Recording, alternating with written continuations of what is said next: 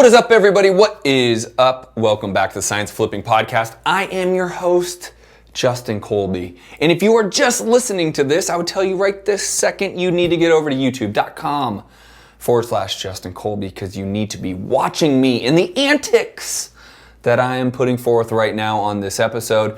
Go subscribe because not only are you going to see and watch my YouTube videos in terms of my podcast, but you'll also be able to get an extra 3 videos each and every week that have all things to do with business, real estate, and entrepreneurship. So make sure you are subscribing, youtube.com/Justin Colby. Now let's get into this podcast because it is all about you, the real estate investor, someone who's looking to get started or someone who is looking to scale their business. Now, I'm going to, again, actually take a subject that I was asked about one of my high-level elite students. The students, I basically break it up into 2. I have kind of newbies, and they go through a level-up coaching program, and then I have the elite that go through an elite coaching program. And this actually was asked to me by one of my elite members that I want you, the newbie and or an experienced investor, to know. The question goes, when is the right time to pour gas on marketing and bring in a lot more leads?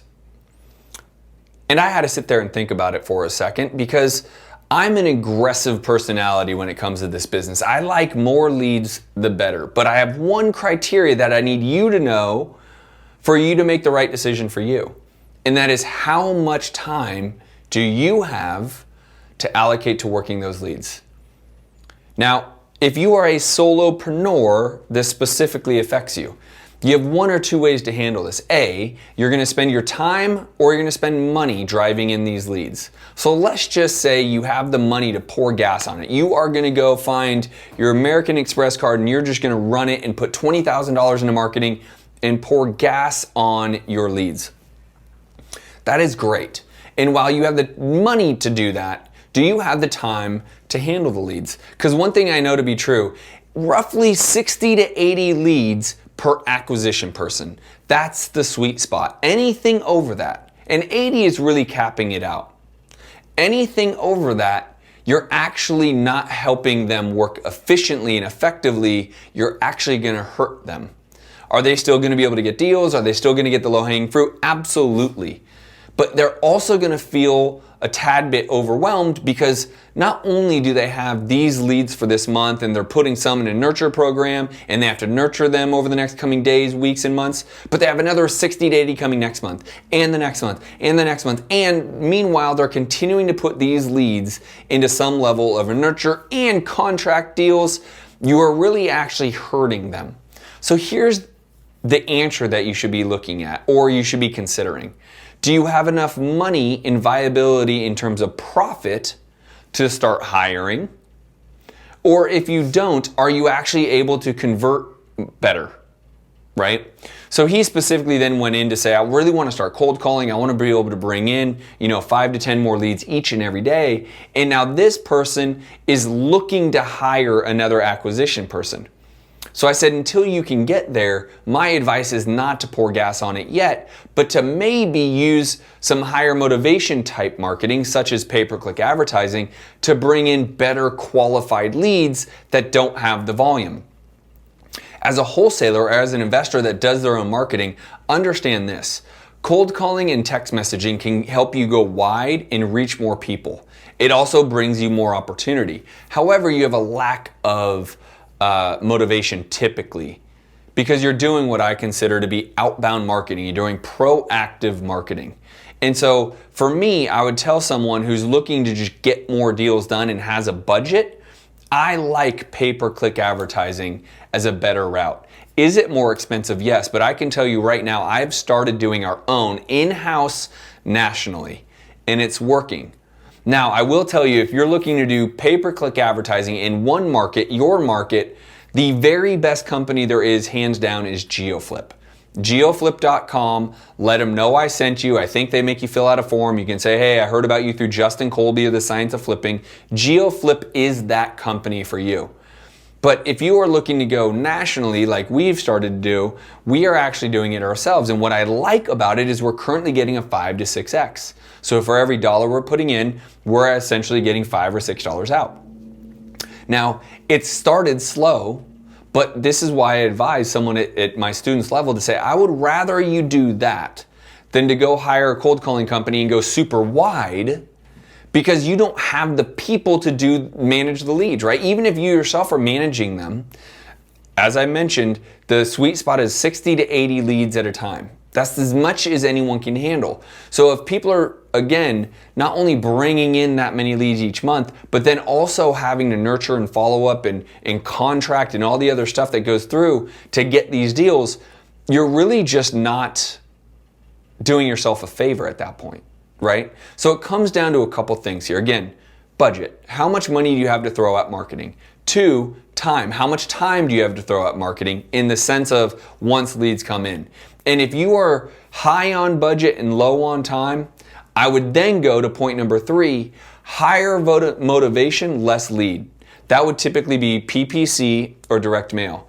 If you are high on time, meaning you have a good amount of time, or you have the staff, something like I have, where I essentially have 3 acquisition people, not to mention I'll jump in if I really need to, I have enough people that I can bring in a volume of leads. So I have money and I have time. In that sense, I love cold calling. Love it to death. And if you are interested in who I'm using and all that, just send me a note. Write it in a comment below here if you're watching this on YouTube. Otherwise, you can send me a note through Instagram or Facebook or whatnot. Right now, I'm happy to put together who I use for cold calling. But again, if you're low on that time constraint, then I need to know that you need to go to higher volume, right? Higher, more motivated volume. So I would, sorry, I'm laughing, guys. I was just trying to get a hold of my videographer and she won't get off her phone. So I'm dying.